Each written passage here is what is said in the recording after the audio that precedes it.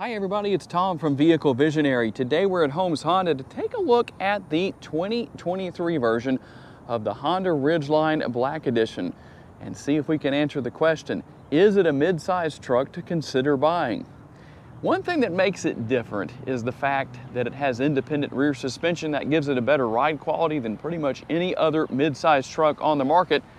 It has a spacious interior, which might be a little bit of a surprise for a mid-sized truck. It does have a lot of space in there in the front and the rear seating area, and there's a lot of interesting little areas where you can store things, especially here with the bed trunk.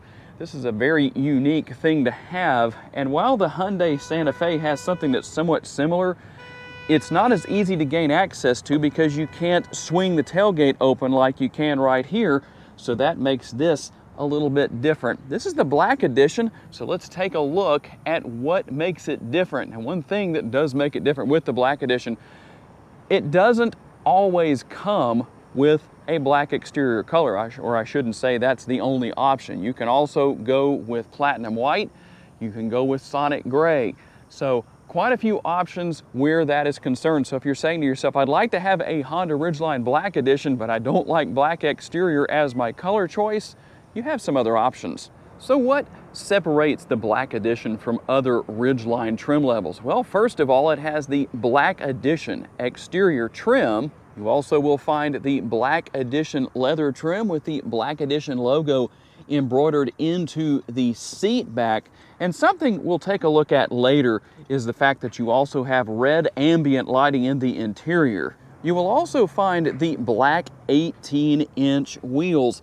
And speaking of those wheels, they're surrounded by tires that come in with a 245 width and a 60 series sidewall. And one thing, if you haven't kept up with the Ridgelines for the last couple of years, as of 2021, gone is front wheel drive in favor of standard all-wheel drive. You're going to get that on every single trim level, no matter the case. You'll also find the Black Edition badging. And while we're waiting to find out exactly what is coming in the future for Honda Ridgelines, hopefully for 2024, a full redesign, most likely I think that's going to come in 2025, but we'll just have to wait and see. Obviously, we will get those trucks in 2024 at some point. We're still waiting to hear something official from Honda. But let's take a look at what we have in this case. LED headlights, LED daytime running lights, and down there on the lower portion of the front bumper, the LED fog lights. You will also find the active air curtains right here to help improve gas mileage. And as we work our way around, body colored side view mirror caps here on the side view mirrors. These are heated power adjustable side view mirrors with the turn signal indicators built in. They're manually folding in case you were wondering. And here is the remote for 2023 and probably for 2024 as well. It does have remote start, always a benefit where that is concerned.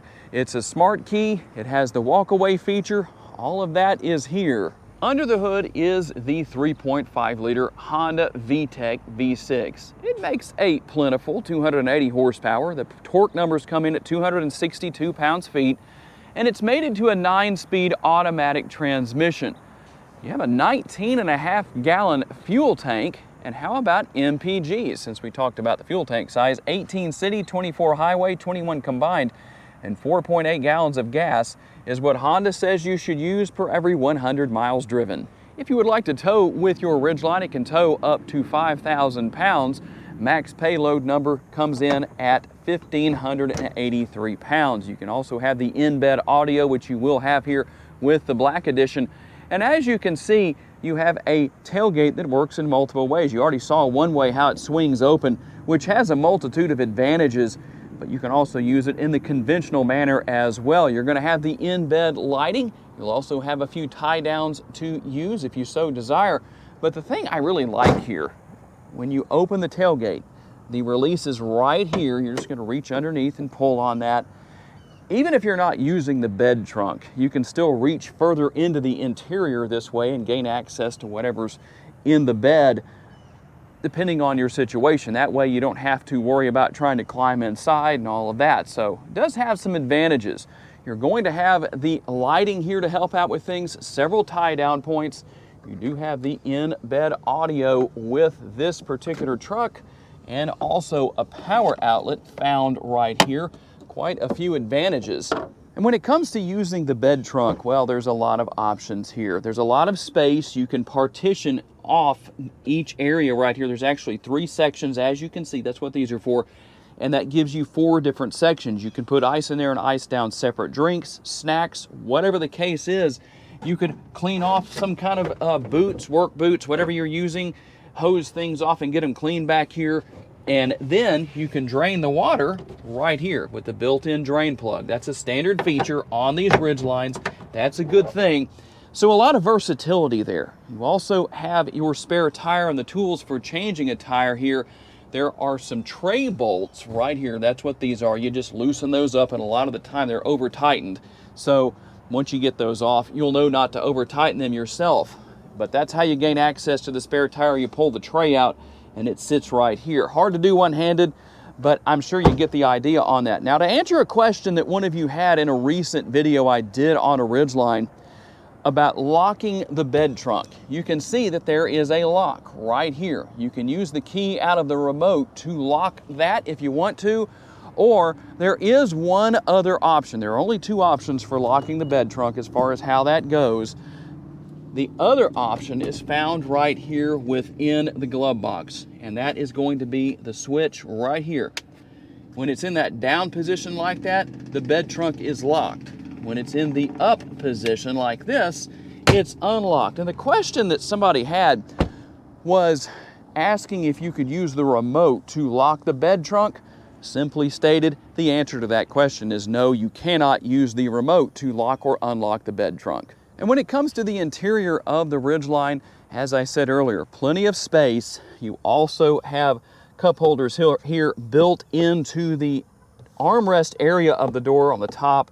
There's no door bend out here, so that's why you have these up here.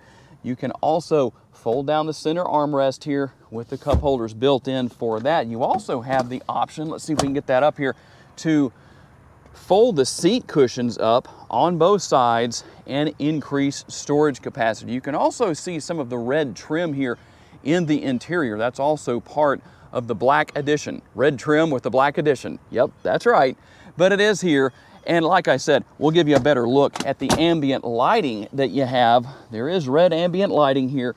We'll do that in the dark shortly. We're going to go to a location where we can do that. You do have the rear air conditioning vents on the center console and a couple of USB ports right there. Tell me what your thoughts are for the future of the Ridgeline. Are you hoping for a panoramic sunroof? Are you good with a conventional size such as what we have here? Or maybe no sunroof at all? Tell me what you think. And if it's door bends you want, you'll have to jump into the front seat, whether the passenger seat or the driver's seat. You have the upper and the lower door bends here. And by the way, how comfortable are the armrests? Well, when I put my arm up there, it is actually very comfortable. Feels nice and soft. That's a good thing. You have the power seats here for the driver and the passenger, heated only, at least here in the US.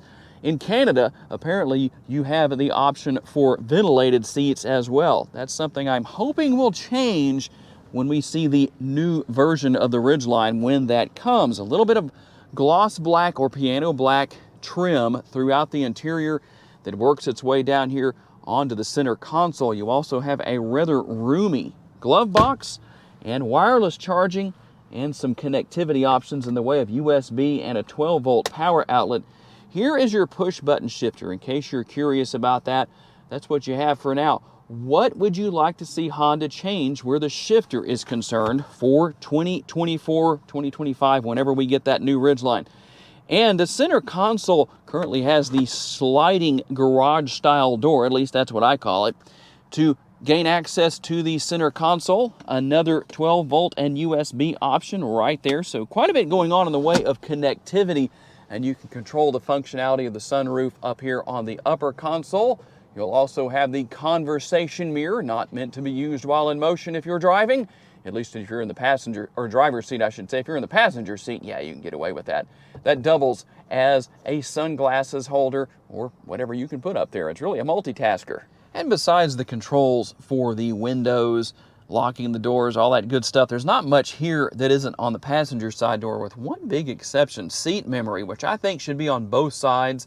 Even though this isn't the highest priced mid-size truck on the market, I still think that Honda could put that on the passenger side as well. Just my thoughts on that particular subject. You also have the controls here for controlling these side view mirrors. You can go in and out of econ mode right here. You also have several safety features and other options right there. Here is what the instrument cluster looks like. You have the digital speedometer right there at the top. The remote apparently needs a battery, but you can see what is there. You also have the shifter paddles here to control that 9-speed automatic transmission that we talked about, and your steering wheel mounted controls. Here is the control for controlling not only the headlights, but the blinkers or turn signals, depending on what you want to call them. If you're not familiar with how that works, let me give you a tutorial on this complicated matter. If you're turning to the right or changing lanes to the right, you push it into the up position. When you push it into the down position, that applies to going to the left. It lets people around you know what you're doing. It's a novel idea. You should give it a try, especially you Shreveport, Louisiana drivers. And you do have navigation built in here, so a nice feature where that is concerned. A lot of you ask me about that, whether or not these vehicles have navigation built in. So there is your answer. And you can already see the red lighting here on this particular area of the screen. We'll just go through a couple of different things. There's your in-bed audio. We talked about that earlier. And dual zone climate control. And like I said, I dare not leave this on for long, as hot as it's going to be today. But there are your heated but not ventilated seats. Before we go on the test drive, I did want to hopefully give you a good shot of the red ambient lighting. I think the camera's picking it up well in the footwell for the passenger side. You can see the lighting surrounding the cup holders, and there's also some inside of the door bins here in the front. Let me see if I can swing around here over to the driver's side, and hopefully, there we go, you can see that a lot better. Okay, we're going to get out on the road for a quick test drive with the Ridgeline.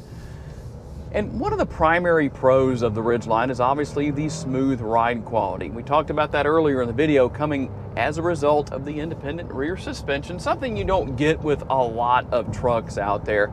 So when it comes down to it, well, that's a good thing. It also does have some off-roading capability. It has several driving modes. You have snow, mud, sand, and you also have a sport mode. So if you want to drive in any of those modes, you can. Now you're going to use a button down here where this push button shifter is to change driving modes, with the exception of sport mode. Now a lot of people, or at least some people from what I've noticed, call that sequential mode. Not quite sure why, but it's ultimately sport mode is what it is. And this truck does get down the road with no problem as far as my experiences. I've never been able to tow anything with it. It would still be nice to try that, maybe put some weight in the bed and just see how it does at that point. But a nice spacious interior, plenty of room for driver and passengers. And the thing I like about that back seat, the way that you can fold the seat cushions up, is that it does offer a little bit of additional cargo space depending on your situation. If you have something you would like to keep out of the elements, out of the rain, if it's raining outside, and you don't want to put it in the bed, but it will fit into that back seat area, well, you could do that. So a few different options where things such as those are concerned. And I know there are a lot of people out there who are talking about how the dash and the technology here and all is antiquated.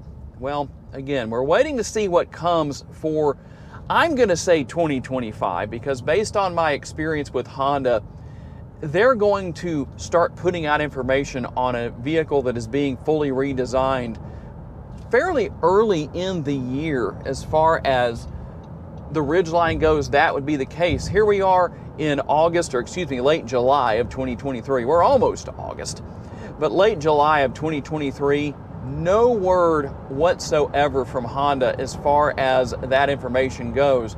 So I don't think we're going to see it as a 2024 model, but I do think we'll see a 2025. We'll just have to wait and see, cross our fingers. But for now, the Ridgeline's still a good truck. Depending on your situation, you might want to wait, you might want to buy now. I don't know. Tell me what your thoughts are. But the technology here, even though a lot of people will say it's antiquated, has an older look to it, it still is really easy to learn and really easy to use for those who have been sitting on their vehicle for a very long time and realize it's finally time to trade it in and get something new, and you're considering the Ridgeline, but you're saying to yourself, I'm not so sure about all that technology, I'm a little scared of it. Well, guess what? That's not a problem here. You will be in great shape where the technology is concerned with this truck. And now it's your turn to leave a comment and tell me what you think. Is the 2023 Honda Ridgeline Black Edition a truck worth considering buying? What are your thoughts on that? Are you going to buy a 23 model? Maybe you already own one. Tell me about that. Or are you going to wait for the full redesign to come and just be patient and see what you get and see if it's worth the wait? Always curious to know what your thoughts are. If you want to know more about this particular truck, check out the link down in the description of the video. It will take you directly to the Holmes Honda website. I want to say a special thanks to my friends here at Holmes Honda for loaning me this Ridgeline for the day. And a special thanks to each and every one of you for being kind enough to take the time to watch and give me the opportunity to give you a vision for your next vehicle. If you enjoyed this video, please consider subscribing to the Vehicle Visionary YouTube channel if you haven't done so just yet, so you can see future videos.